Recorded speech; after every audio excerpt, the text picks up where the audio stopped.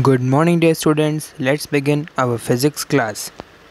It's our third session, and today we are beginning with our chapter number 1 of physics, motion and measurement of distance, which in your science book is your chapter number 10. Let's read the introduction. In ancient time, man used to move only on foot and carry goods either on his back or on the back of some animals. A great change in modes of transport was made. And how was it made? First by the invention of wheel and then by the invention of the steam engine.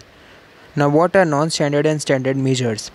Non-standard measures. The length of a step, arm, hand or finger of different people are different. Therefore, the distance that we measure with the help of this is always not reliable, as it varies from person to person.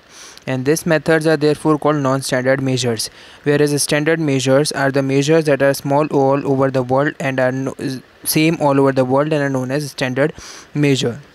In October 1960, the 12th General Conference on the Weight and Measures adopted the International System of Units and the System of International Units, and is the set of units to maintain uniformity all over the world. Now meter. Meter is the standard unit of length and the symbol meter is m. When we see the meter scale, it looks like this. Each meter is divided into 100 equal divisions called centimeter, and each centimeter has 10 equal divisions called millimeter. Thus 1 meter equal to 100 centimeter and 1 centimeter equal to 10 millimeter. And for measuring large distances, meter is not a convenient unit, therefore we take kilometer, and 1 kilometer equal to 1000 meter. Some simple units or some simple multiples of units that we need to study also. Units that are used for measurement of large distances are multipliers of SI unit, like deca, hecto, kilo. So 1 decameter equal to 10 meter, 1 hectometer equal to 100 meter, and 1 kilometer equal to 1000 meter.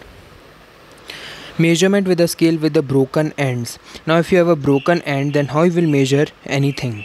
Avoid taking measures from 0 mark as it is broken. Use any another full mark of the scale like 1 centimeter or 2 centimeter. Now subtract the reading of this mark from the reading at the other end. For example, you measure anything which comes to be 6.5 centimeter and you started it from 1 centimeter. So for that you need to minus 6.5 and 1 and you will get answer 5.5. So the length of that object is not 6.5, it is 5.5 centimeter. Take for example, if you start from 0 centimeter and you are measuring something which accounts for 10 centimeter. So what you will do is you will 10 minus 0, so it will be 10 centimeter, and that way you have to do here the same procedure. You have to first subtract and then get your answer.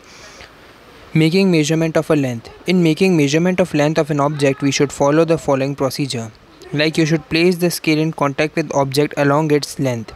Correct way is to place the scale horizontally balanced, and incorrect way is if you are placing it in a slant position, because it will give a more measurement. It is a wrong one. Now correct method is just placing the scale along the length to be measured. Now correct position of eye is also important for making the measurement. If you are watching from distant side or from the different positions which are marked in the diagram, this will be called as parallax error. So your eye must be exactly above the point where the measurement is to be taken. Position A is the correct position of the eye. Note that from position A the reading is 1 centimeter. If you see from position B, the readings might be different, and from C also same. Like if you see from position C, the reading will be more than 1, and from position B the reading will be less than 1. Now what is the least count? So a scale is marked in centimeter and millimeter.